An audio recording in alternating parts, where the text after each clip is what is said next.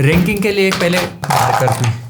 अरे भाई, smartphone ranking 202, ये हमारा स्मार्टफोन ब्रांड रैंकिंग का ग्राफ है, जहां पर एस टीयर सुप्रीम जो मतलब जो सबसे बेस्ट स्मार्टफोन ब्रांड है, जो सबसे अच्छे हैं, एस टीयर में हम रखेंगे। ए टीयर में मतलब जो टॉप वाले रहेंगे, बी टीयर उसके नीचे सी और डी टीयर। अभी जो रिसेंटली मोस्ट सेलिंग स्मार्टफोन की लिस्ट आई है Q3 की, उसमें वीवो ने टॉप किया है, उसके बाद Xiaomi, फिर सैमसंग और बहुत सारे स्मार्टफोन ब्रांड देखने को मिल जाते हैं। और क्योंकि हम साल भर स्मार्टफोन्स और टॉप 5 पर ही वीडियो बनाते हैं, तो आज की इस वीडियो में आपको 2024 में कौन सा स्मार्टफोन हमारे अकॉर्डिंग सबसे बेस्ट रहा उसके बारे में बताएंगे। सबसे पहले बात कर लेते हैं सैमसंग की। तो देखो, Samsung smartphone brand one of the biggest smartphone brand है, ना सिर्फ इंडिया का बल्कि दुनिया का। और सैमसंग के बहुत ही अच्छे स्मार्टफोन्स आते हैं फ्लैगशिप में। जो इनका बजट सेगमेंट है ना, नो डाउट 2024 में इन्होंने इंप्रूव किया है। उसके बाद इनकी ए सीरीज आती है, जो कि थोड़ी सी कॉस्टली रहती है। मिड रेंज फ्लैगशिप वाले स्मार्टफोन रहते हैं, ऑफलाइन मार्केट में ज्यादा सेल होते हैं, ऑनलाइन ये इतने ज्यादा सेल नहीं होते हैं, क्योंकि यहाँ पर वैल्यू फॉर मनी नहीं मिलती है एज कम्पेयर टू जो इनकी एम सीरीज है, एफ सीरीज में मिलती है। पर इनकी जो फ्लैगशिप सीरीज है ना, वो वन ऑफ द बेस्ट देखने को मिल जाती है। इस साल बीबीडी सेल में इनकी S23 सीरीज बहुत ही अच्छे से सेल हुई है। S24 सीरीज सारे के सारे स्मार्टफोन बेस्ट है, जहां पर AI फीचर्स देखने को मिल जाते हैं। तो अगर इनका जो प्रीमियम सेगमेंट है ना, वो एस टीयर में हम रखेंगे, क्योंकि वहां पर इनोवेशन भी देखने को मिलता है। Z Flip 6, Z Fold 6, S24 ultra एक ओवरऑल बहुत ही अच्छा स्मार्टफोन रहा इस साल का। और अगर इनके बजट सेगमेंट को देखें तो ये बी टीयर में है, पर अगर ओवरऑल देखें तो इनको हम रखना चाहेंगे ए टीयर में। अभी सेकंड पे हम बात कर लेते हैं एप्पल की, जो कि नो डाउट इंडिया में अभी के टाइम पे हर दूसरे तीसरे बंदे के पास देखने को मिल जाता है। EMI पे परचेस कर रहे हैं 2 कैमरे वाले स्मार्टफोन। पर जो प्रो सीरीज है ना, उसमें इतने ज्यादा अच्छे अपग्रेड देखने को नहीं मिले। वही सेम iPhone 15 Pro जैसा ही देखने को मिला है। AI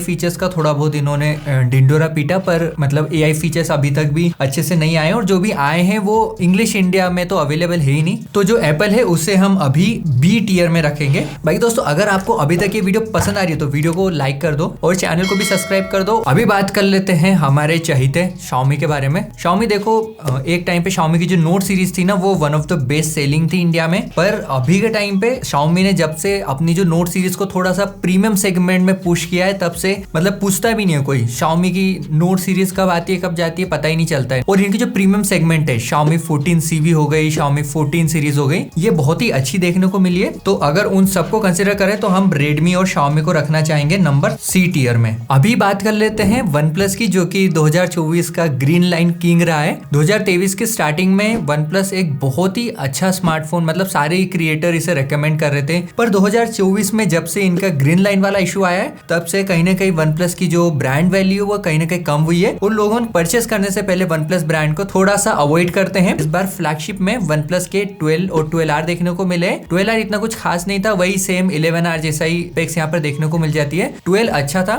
बात करूं बजट सेगमेंट की, तो यहाँ पर भी सेम Note CE4 Lite बहुत ही रद्दी स्मार्टफोन था, और उसके अलावा Note CE4 और Note 4 कंपैरेटिवली बेटर स्मार्टफोन थे। और अगर बात करूं रैंकिंग की, तो OnePlus को हमने जो रैंक किया है वो किया है सी टीयर में। अब बात कर लेते हैं Vivo की, जो कि अभी के टाइम पे one of the most selling smartphone है इंडिया का। इन्होंने ऑलमोस्ट हर बजट सेगमेंट में बहुत ही अच्छे स्मार्टफोन दिए हैं। चाहे बात करें सबसे एंट्री लेवल वाले की, जहां पर Vivo की तरफ से T3 Lite देखने को मिल जाता है। उसके बाद 15,000 के बजट में T3X, T3, T3 Pro और T3 Ultra। उसके बाद इनकी जो प्रीमियम सीरीज है, जैसे कि Vivo की V30 सीरीज हो गई, Vivo V40, Vivo की X100, और अभी जो 200 आने वाला है। इन्होंने बजट के अकॉर्डिंग फ्लैगशिप में one of the best smartphone को लॉन्च किया है। और तो Vivo को हम एस सीरीज में रखने वाले हैं, क्योंकि Vivo ने ऑलमोस्ट हर बजट सेगमेंट में बहुत ही अच्छा काम किया है। अभी बात करेंगे हम Vivo के छोटे भाई के बारे में, जो कि है iQOO ने देखो पिछले कुछ सालों में बहुत ही अच्छा काम किया है। iQOO अपने फ्लैगशिप और परफॉर्मेंस स्मार्टफोन के लिए वेल नोन है। अभी के टाइम पे iQOO अपने परफॉर्मेंस के साथ साथ कैमरे पे भी बहुत ही ज्यादा ध्यान दे रहा है। और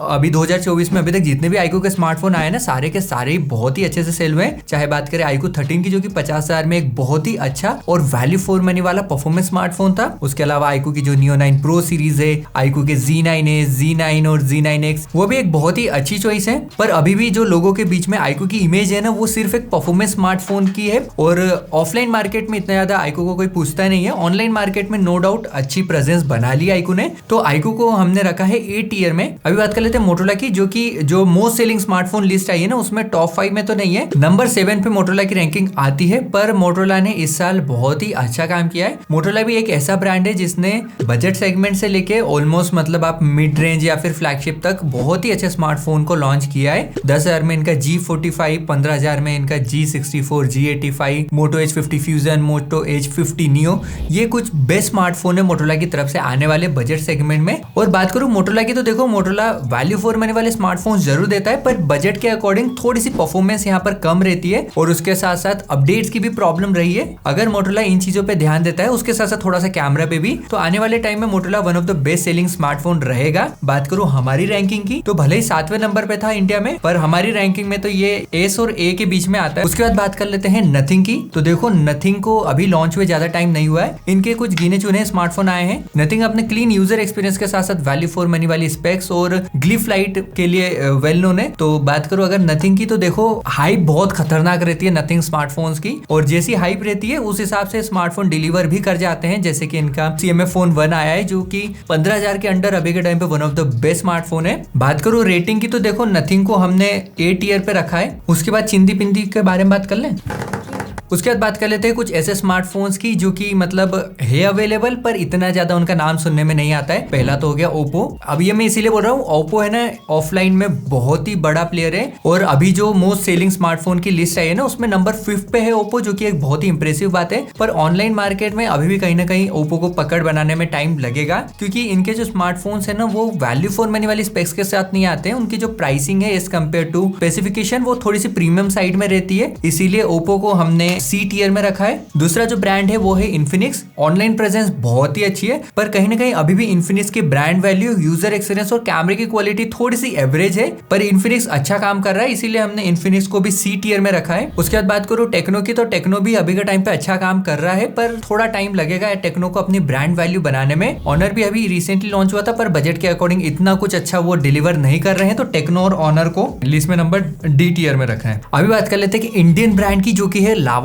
पिछले कुछ टाइम से बहुत ही अच्छा काम कर रहा है। देखो लावा के स्मार्टफोन्स में यूजर एक्सपीरियंस, ओवरऑल स्पेक्स अच्छी मिल जाती है। उसके अलावा इनका जो कैमरे की क्वालिटी है वो भी थोड़ी एवरेज देखने को मिलती है, इसीलिए हमने लावा को C टियर में रखा है। उसके बाद बात कर लेते हैं हम सबके चहीते ब्रांड की, जो कि हर दूसरे महीने 3 से 4 स्मार्टफोन लॉन्च करता है, जो कि है रियलमी। इनके हर बजट सेगमेंट में 2-3 स्मार्टफोन सेम स्पेक्स के साथ देखने को मिल जाते हैं। एक तो रियलमी ब्रांड की तरफ से आते हैं, दूसरे रियलमी के नार्जो ब्रांड की तरफ से आते हैं। पर कोई बात नहीं, रियलमी ने बहुत सारे स्मार्टफोन्स तो लॉन्च किए हैं, पर उनमें से कुछ स्मार्टफोन्स एक्चुअली में अच्छे थे, और अभी के टाइम पे रियलमी ने प्रीमियम सेगमेंट में भी कदम रख लिए हैं। पर मुझे नहीं पता कितने ही लोग रियलमी के फ्लैगशिप स्मार्टफोन की तरफ जाएंगे, क्योंकि रियलमी की जो इमेज बनी हुई है ना वो एक बजट सेगमेंट की बनी हुई है। बात करूं रैंकिंग की, तो रियलमी को हमने B टियर में रखा है। उसके बाद बात कर लेते हैं पोको की, जो कि है एक मदरबोर्ड इशू वाला स्मार्टफोन। मतलब अभी तो नहीं है, देखो पोको की जो एक सीरीज आई थी ना X3 सीरीज, उसमें मदरबोर्ड इशू था, और पिछले कुछ टाइम में पोको ने इस इशू के ऊपर बहुत ही ज्यादा वर्क भी किया। इन्होंने 2 साल की वारंटी दी है। अभी के टाइम पे पोको बहुत ही अच्छे स्मार्टफोन्स लॉन्च कर रहा है, पर ब्रांड वैल्यू जब से इनके मदरबोर्ड वाला इशू आया उसके बाद से कहीं ना कहीं कम हुई है। बात करो स्मार्टफोन्स की, तो M6 Pro हो गया, M6 Plus हो गया। उसके बाद इनकी जो रिसेंटली लॉन्च X6 और X6 Pro सीरीज है वो भी एक अच्छी चॉइस थी।